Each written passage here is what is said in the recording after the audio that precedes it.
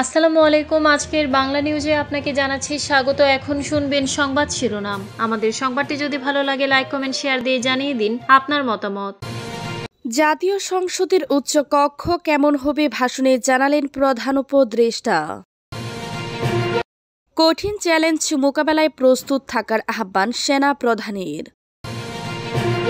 সবার সহযোগিতা থাকলে শেখ হাসিনাকে ফিরিয়ে আনার সহজ হবে জানিয়েছেন স্বরাষ্ট্র উপদেষ্টা। মানুষ নাই এ আইডি দিয়ে ছবি তৈরি করে লকডাউন করছে আওয়ামী লীগ জানিয়েছেন এনি। বিএনপি জামায়াতের বিভেদের কারণে আওয়ামী লীগ ফেরার সুযোগ পাচ্ছে। প্রধান উপদেষ্টাকে প্রাণনাশের হুমকি, নিষিদ্ধ ছাত্রলীগ নেতা কারাগারে। জাতীয় সংসদের উচ্চ কক্ষ কেমন হবে ভাষণে জানালেন প্রধান উপদেষ্টা। অন্তর্বর্তী সরকারের প্রধান উপদেষ্টা অধ্যাপক ডক্টর মোহাম্মদ ইউনুস জানিয়েছেন, আগামী বছরের ফেব্রুয়ারির প্রথমার্ধে জাতীয় সংসদ নির্বাচনের দিনই দেশব্যাপী গণভোট অনুষ্ঠিত হবে। জাতীয় সংসদের উচ্চকক্ষ সংখ্যানুপাতিক প্রতিনিধিত্ব পিআর পদ্ধতিতে গঠন করা হবে বলে ভাষণে জানান তিনি। বৃহস্পতিবার ১৩ নভেম্বর বেলা ২:৩০টায় জুলাই জাতীয় সনদ বা সংস্কার প্রস্তাব বাস্তবায়নের পদ্ধতি নিয়ে জাতির উদ্দেশ্যে দেয়া ভাষণে অন্তর্বর্তী সরকারের প্রধান উপদেষ্টা অধ্যাপক মোহাম্মদ ইউনুস এসব কথা বলেছেন। এর আগে অন্তর্বর্তী সরকারের উপদেষ্টা পরিষদ বৈঠকে বসে প্রধান উপদেষ্টা তার ভাষণের এক পর্যায়ে বলেন, আমরা সকল বিষয় বিবেচনা করে সিদ্ধান্ত নিয়েছি, আগামী জাতীয় সংসদ নির্বাচনের দিনই গণভোটের আয়োজন করা হবে। অর্থাৎ জাতীয় নির্বাচনের মতো গণভোটও ফেব্রুয়ারির প্রথমার্ধে একই দিনে অনুষ্ঠিত হবে। এতে সংস্কারের লক্ষ্য কোনোভাবে বাধাগ্রস্ত হবে না। নির্বাচন আরও উৎসবমুখর ও সাশ্রয়ী হবে। গণভোট অনুষ্ঠানের লক্ষ্যে উপযুক্ত সময়ে প্রয়োজনীয় আইন প্রণয়ন করা হবে। প্রধান উপদেষ্টা বলেন, গণভোট সংখ্যাগরিষ্ঠ ভোটে সূচক হলে আগামী সংসদ নির্বাচনে নির্বাচিত প্রতিনিধি নিয়ে একটি সংবিধান সংস্কার পরিষদ গঠিত হবে। এই প্রতিনিধিরা একই সঙ্গে জাতীয় সংসদের সদস্য হিসেবে দায়িত্ব পালন করবেন। কঠিন চ্যালেঞ্জ মোকাবেলায় প্রস্তুত থাকার আহ্বান সেনা প্রধানের। আধুনিক ও যুগোপযোগী প্রশিক্ষণের মাধ্যমে সক্ষমতা অর্জন করে একবিংশ শতাব্দীর কঠিন চ্যালেঞ্জ মোকাবেলায় প্রস্তুত থাকার জন্য বাংলাদেশ ইনফ্যান্ট্রি রেজিমেন্টের সকল সদস্যদের প্রতি আহ্বান জানিয়েছেন সেনাবাহিনী প্রধান জেনারেল ওয়াকার উজ্জামান এনবিসি। ১৩ নভেম্বর বৃহস্পতিবার রাজধানীর সেনানিবাস স্থল বাংলাদেশ ইনফ্যান্ট্রি রেজিমেন্টাল সেন্টার বিআইআরসির শহীদ কর্নেল নকিব হলে বাংলাদেশ ইনফ্যান্ট্রি রেজিমেন্টের ২০তম বাৎসরিক অধিনায়ক সম্মেলন ২০২৫-এর প্রধান অতিথির বক্তব্যে তিনি এই আহ্বান জানান।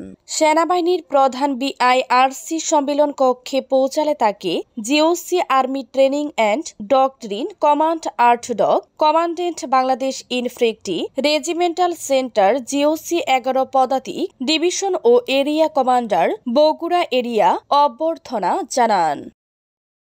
সবার সহযোগিতা থাকলে শেখ হাসিনাকে ফিরিয়ে আনা সহজ হবে জানিয়েছেন স্বরাষ্ট্র উপদেষ্টা।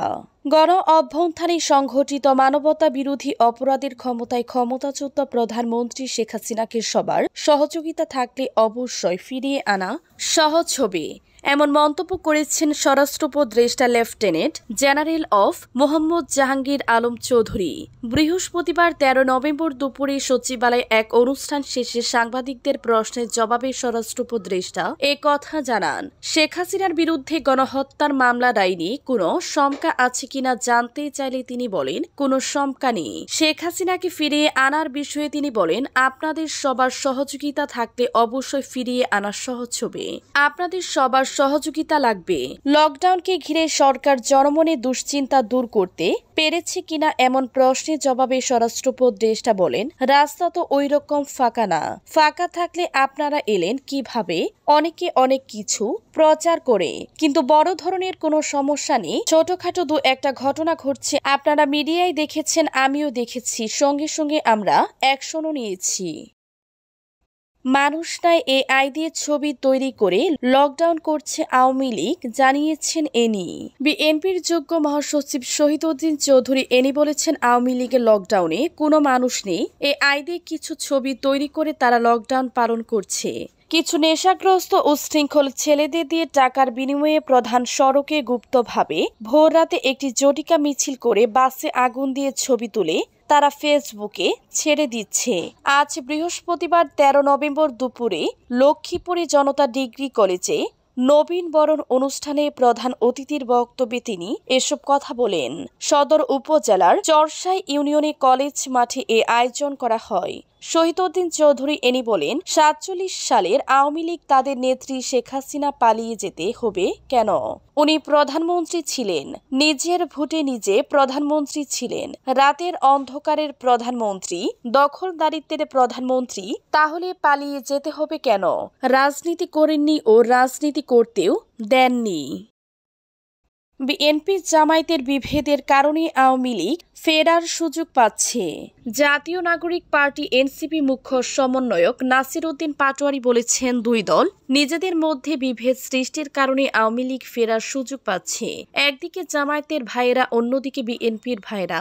একজন আজকে কর্মসূচি দেয়, আরেকজন কালকে কর্মসূচি দেয়। তিনি বলেন, আমরা সংস্কার করতে না পারলে শেখ হাসিনার কাছে বর্গা দিতে চাই না, কোনো পরিবারের কাছে জীবন বর্গা দিয়ে আমরা দাস হতে চাই না। তিনি বলেন, গণভোট এবং জাতীয় নির্বাচন একই দিনে হলে আমাদের কোনো সমস্যা নেই, কিন্তু ইসির ক্ষমতা নিয়ে প্রশ্ন রয়েছে। এজন্য সরকারের কাছে আমরা আহ্বান জানাবো এবং বিভিন্ন রাজনৈতিক দলের কাছে আহ্বান জানাবো, নির্বাচন কমিশনকে শক্তিশালী করেন। নির্বাচন কমিশনকে শক্তিশালী না করে গণভোট এবং জাতীয় নির্বাচনে একদিনে, নির্বাচন কমিশনকে শক্তিশালী না করে গণভোট এবং জাতীয় নির্বাচনে একদিনে দিলে এটি হুমকির মুখে পড়বে। তিনি আরো বলেন, সরকার এমন কিছু সিদ্ধান্ত নিয়েছে যা সরকারকে জনগণ থেকে বিচ্ছিন্ন করে দিয়েছে। গণ অভ্যুত্থানের শক্তিকে অনেকে মব করার প্রচেষ্টা চালিয়েছিল।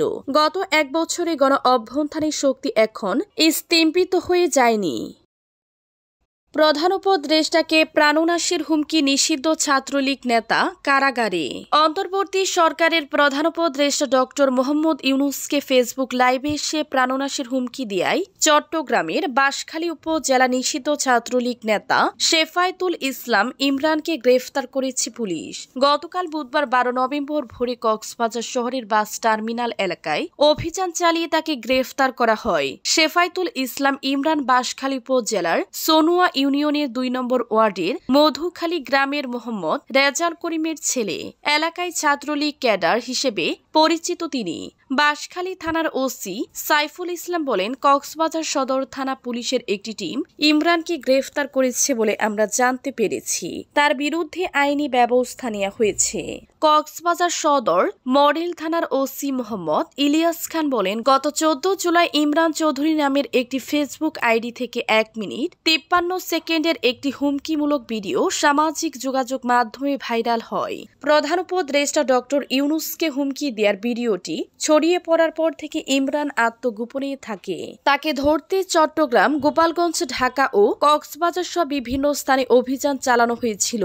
দীর্ঘদিন ধরে ইমরান সামাজিক যোগাযোগ মাধ্যমে উস্কানিমূলক বক্তব্য ছড়াচ্ছিলেন বলে জেনেছি।